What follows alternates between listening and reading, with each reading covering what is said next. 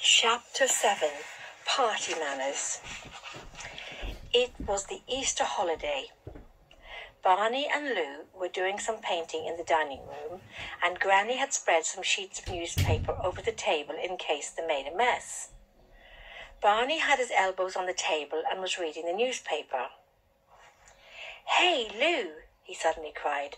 "Look what it says here. It says, Bottom's Mammoth Circus. Do you think we can go to it?" "Oh, I expect it's an old newspaper," said Lou, without looking up from the horse she was drawing. "The circus has probably been and gone a long time ago." "No, but Lou, do come and see," begged Barney. "It might not have." Lou came round the table and looked at the advertisement. "World's Greatest Travelling Show," she read. "Golly, Liberty horses, Ranji and his elephants, daring wild animal act." "Yes, but Lou, what is it?" said Barney impatiently. "Wait a minute." "When is it, rather?" said Barney. "Opens at Maidstone, April 17. That's next week. Come on, Barney. Let's ask Granny if we can go." But when they bounced into the drawing room, their grandmother was sitting in a chair talking to a strange lady. This sort of thing was unusual enough in Granny's house. They stood in the doorway goggling until their grandmother said, "Come and say how do you do to Mrs. Fawksham Green, children." They came in and shook hands. "Oh, these are my grandchildren, Barney and Lou," explained grandmother to the strange lady. "They're staying with me for part of the holidays." "But how nice for you," cooed Mrs. Fawksham Green. "And such bonny children too. I do wish I had known about them. I'm giving a fancy dress party for my little niece on Wednesday. Do you think Barney and Lou would like to come?" "Most children nowadays seem to hate parties, but I think they're good for them, don't you?" "Oh, a fancy dress party!" exclaimed Lou. "Oh, do let's go, Granny. I'll go as a puma." "And I'll be a caveman," said Barney. "Granny, can we? And Granny, can we go to the circus too? It's next Monday. Please, Granny, please let's go." Now, explained Granny. "Circuses and cavemen and pumas, I'm afraid we'll have to see, dears." "They do seem to be keen, the darlings," said Mrs. Fawksham Green. "Do bring them if you can. I'm sure they'd look charming as a puma and a caveman. My little niece is going to be a Dresden shepherdess. We got the costume specially from London, and she looks so sweet in it. It's been so delightful meeting your charming grandchildren. I do hope we shall be seeing them on Wednesday." Mrs. Fawksham Green swept out and drove off in a large, shiny car, and Granny began to explain the difficulties of making fancy dress costumes with only a day and a half to do it in. Perhaps they could go to the circus instead of the party, but she thought their parents were coming at the weekend to take them home. The children went off rather gloomily. They hadn't the heart to go on painting. Lou curled up with an animal storybook. Barney stood by the window and thought. Then, without a word, Barney slipped out of the house. When he got to the middle of the back lawn, he stopped and thought again. He went back into the house, crept upstairs, and searched around his bedroom until he found his precious collection of glass marbles. Then he slipped out of the house again and set off for the chalk pit. He was wondering if the plan he had thought of would work. Or rather, he hadn't got a plan. He just had a feeling that Stig could help him once more. but it was going to be difficult to explain this time. He was sure that Stig wouldn't understand about fancy dress parties. But Stig had such a lot of things in his den that some of them were bound to come in useful, if he could get Stig to part with them. When he got to the den, he found Stig happily peeling an old umbrella somebody had thrown away down the pit. He ripped the cover off and tried it on himself in different ways. By tearing a bigger hole in the middle and climbing into it, he found it made quite a useful sort of skirt. "Oh, that's clever, Stig," explained Barney. "It'll keep the rain off too." Stig then turned his attention to the frame of the umbrella. He wrenched the little struts off one by one and then sat looking at them as they lay in a heap in front of him. Barney could tell he was wondering what he could use them for. He found the first use without thinking. It was just right for scratching an itch in the middle of his back. He looked at another one for some time and played with it in his hands. He found that he could stick its two legs into the ground so that the long part reached forward at an angle. Suddenly he reached for a small turnip and stuck it on the end that was in the air. The whole thing wobbled a bit, so he fitted another strut so that there were 4 legs to hold up the turnip.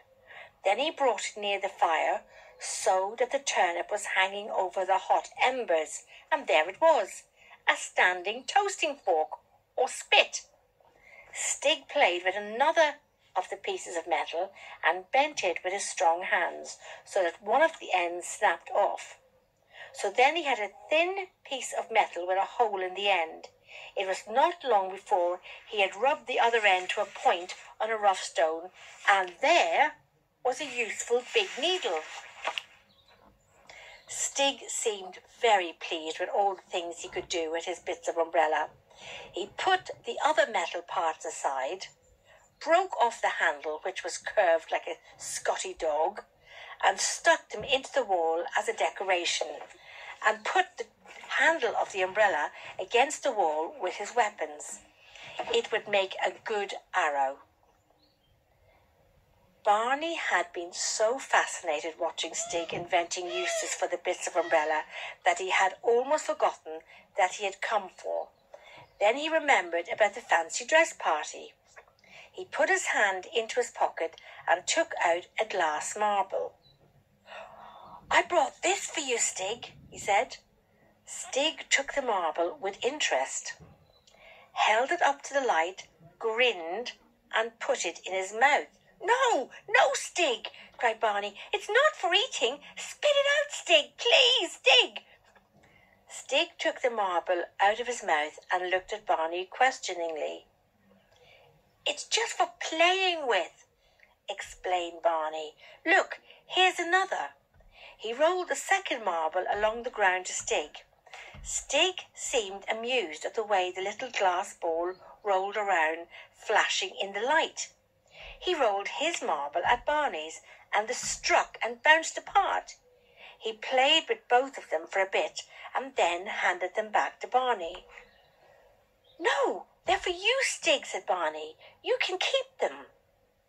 Stig put them carefully in a niche in the wall, and then seemed to look about for something to give Barney in exchange.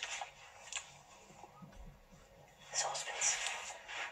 He picked up 2 or 3 of his precious umbrella bones and offered them to Barney, but Barney pushed them away.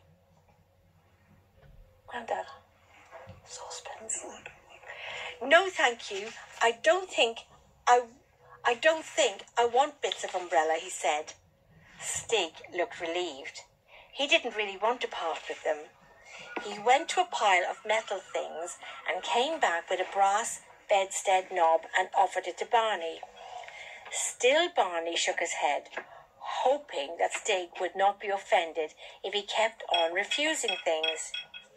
He had his eye on a pile of skins in the corner, and Stig seemed to notice this, for he went across to it and picked up a sort of apron of rabbit skin stitched together, just like what he usually wore himself. Barney's face lit up. "Can I have that, Stig? Oh, thank you." He took the skins under his arms. There were a lot more skins in the pile. Barney squatted down and turned them over. There were mole skins, squirrel skins, things that looked like cat skins, and they made Barney wonder how they got there. Then he gave a gasp of surprise.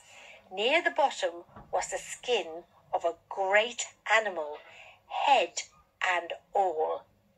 It was golden and spotted with black. A leopard! Barney dragged it out and goggled at it. "Gosh, Stig, did you kill this?" he asked. Stig looked at him. Barney made spearing movements at the skin, put a questioning expression on his face, and pointed to Stig. Stig grinned and shrugged his shoulders. He seemed to be willing that Barney should think he had killed a leopard, but Barney was rather suspicious. He had seen leopard skins like this worn by soldiers in military bands, and he had seen them on floors in people's houses.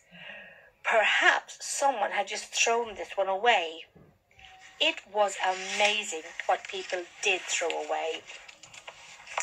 You only had to look round the dump and in Stig's cave to see that sometimes they were quite valuable. Anyhow, there was the leopard skin, and Lou wanted to go to the party as a leopard. Or was it a puma? She ought to be quite satisfied with this leopard anyway. There were only a few patches where the hair was falling out, but would Stig want to part with it? Barney felt in his pocket. He had only spent 2 marbles so far, and he had quite a lot more. He took out 2 more, held them out to Stig, and pointed at the leopard skin. Stig looked at the marbles, looked at the skins, and looked very doubtful. Barney added another marble to the 2 in his hand. Stig still looked doubtful. Barney took 2 more marbles from his pocket. Now there were 5. Suddenly Stig seemed to understand that Barney had quite a pocket full of marbles to spend. He held out both hands to Barney, with all the fingers spread out. 10. A leopard skin cost 10 marbles, thought Barney. He hoped he had that many. He put the first 5 marbles on the ground and counted out what was left in his pocket. 6, 7, 8, 9. There were 3 more. "Oh, here, you might as well have them all," said Barney, and handed over all 12. Stig had been checking the marbles on his fingers whilst Barney counted. "Oh, sorry, Grandad. You checked the saucepans?" "Okay.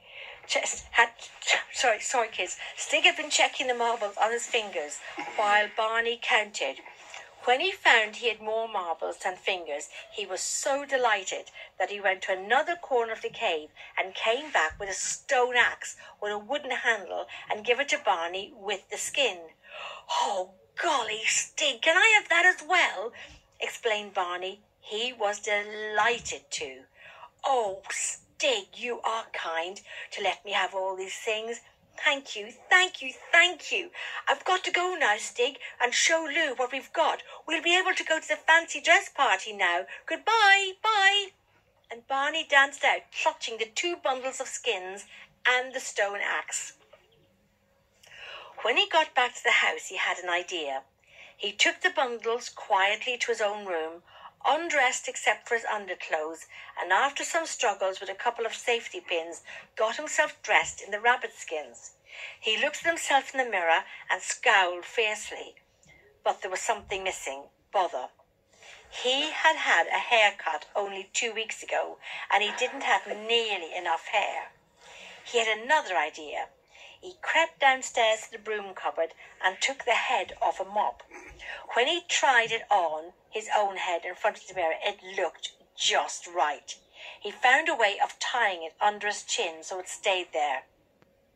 He took his axe in one hand and the leopard skin in the other and crept along the passage to his sister's room. As he expected, she was still lying on her bed with a book. He gave a whoop and charged into the room, waving his axe. Lou jumped like a startled cat and faced Barney furiously. "You're not to frighten people like that when they're not expecting it," she said angrily. "I knew it was you, Barney." "Oh, no, you didn't," chuckled Barney. "Anyhow, I'm not Barney. I'm Stig, Stig's brother, and he did a war dance round the bedroom." "Where have you been?" asked Lou more calmly. "Me? Oh, me? Me been hunting," said Barney. "Look what I killed." And he threw the leopard skin on the floor. Lou's eyes nearly popped out of her head. "Golly, Barney, where did you get that?" she said. "I killed it in the wood," boasted Barney. "No, tell me honestly, Barney, please." "Well, I didn't really kill it. It was just pretending," said Barney. "I got it from Stig." "Oh, Stig," said Lou. "You and your Stig. You mean you found it in the dump?" "I got it from Stig, I tell you," repeated Barney. "And you owe me 12 marbles. You needn't have it if you don't want it." And he snatched it away. "Oh, no, please, Barney, let me have it. It's a lovely leopard skin. I'll get you some marbles next time we go into town. Come on, please, help me try it on." Between them, with the help of pins and strings, they managed to dress Lou in the leopard skin. The bare patches hardly showed, and it didn't really smell any more than a real leopard would. And once Lou was inside the skin, she became more like a big cat than any leopard had ever been. She wrinkled up her nose and spat. She slunk and she clawed. They hunted each other in and out of the bedrooms and along the passages, and then Lou said, "Pretend I'm a tame leopard and you're my master, and we live in this cave." And they crept under Lou's bed and curled up. Barney said, "Look, Lou, about this party on Wednesday, I know where the house is, just through the woods. We needn't even ask Granny to take us. We'll just go." And that's the end of it for tonight, kids, because I've got to go and get Grandad's dinner out of the oven. Night-night. God bless. Good night, everybody. Good night, John Boy. You should have cooked it.